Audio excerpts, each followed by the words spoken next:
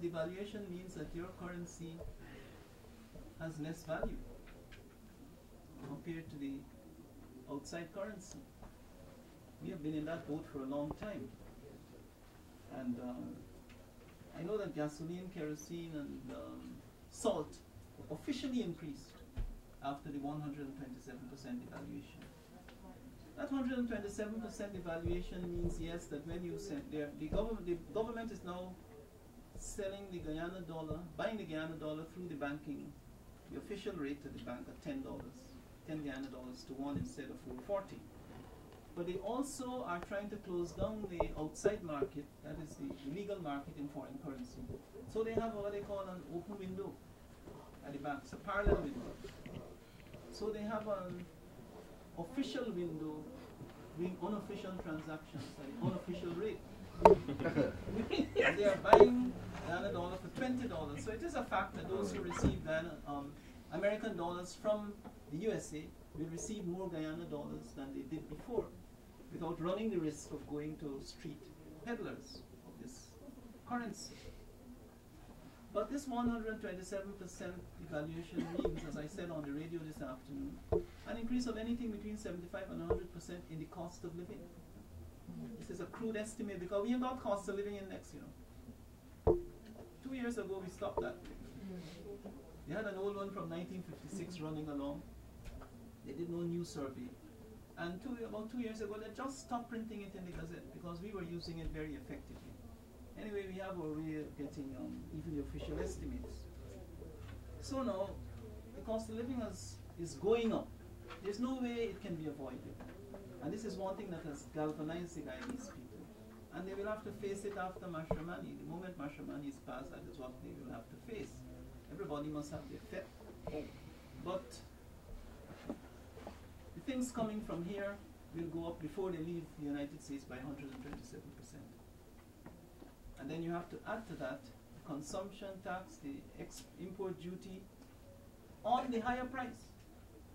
The way we worked it out in Blakely was to say that if a thing costs 100 Guyana dollars in the USA before, then after devaluation, it would cost 227 Guyana dollars. The 10% import duty or whatever on the 100 will now be 10% on 227. The consumption tax will no longer be on 110, but on something like 249. So it's an escalation. It's a spiral, a winding stair going up and up. And then the people in Guyana will have to defend themselves against that kind of price increase, fertilizer and fuel and all the main things. So they will charge higher prices to cover their own living expenses and their own costs, which have gone up. And there is no way the cost of living can reduce. Somebody, I think, bought fish, 5 snappers at $20. Well, that's good news if they haven't got thallium in them. Those people must have been short of ice and dumped and want to get rid of their fish. I don't know. But what I did hear was that one of the things we reported as going up was fish because the fishermen are finding it more costly. Ice went up. And fishermen use ice. The fuel went up. So how the fish got up, I don't know. This must have been some windfall from the sea. Sisters and brothers, that's the kind of economic chaos we have. I have a tape here by Clive Thomas at a public meeting on the economy. And if there is, we're having a lot of lively public meetings. If there is, somebody said something. If there is time, I'm sure the brothers and sisters would not mind playing it. It's a tape recorder. I played it in Los Angeles before I spoke. And, it created an atmosphere because they hear what fighters in Guyana are saying to the people. It's not fiction that these are not things we say abroad. I say far more at home than I do abroad, I can assure you. Now,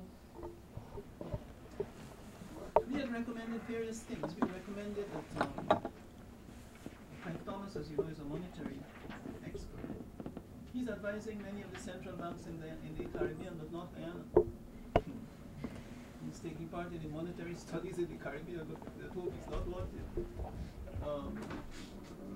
Recommended that we not only sit down and beg for foreign exchange, but go out and garner foreign exchange. I remember proposing in last year's budget speech that they should establish a branch of one of their banks here, so that Guyanese can save and all the third world people can save in that bank. And that will be foreign exchange on their account. Operating in a society like that, they can't steal the money. You see? Some income tax concessions that the trade union movement had been fighting for a long time. You may hear about these. Personal allowance is now something like 2,500. We have always been behind the Caribbean in this. And if it had come without that devaluation, it would have meant something. It would have meant an increase in take-home pay, real wages, and so on. But it come at a time, and only because of this 127% valuation, to cloud the issue. So we treated it accordingly. And he attacked Clive for that. He is arguing it is 21%. Clive said it was a maximum of 15%.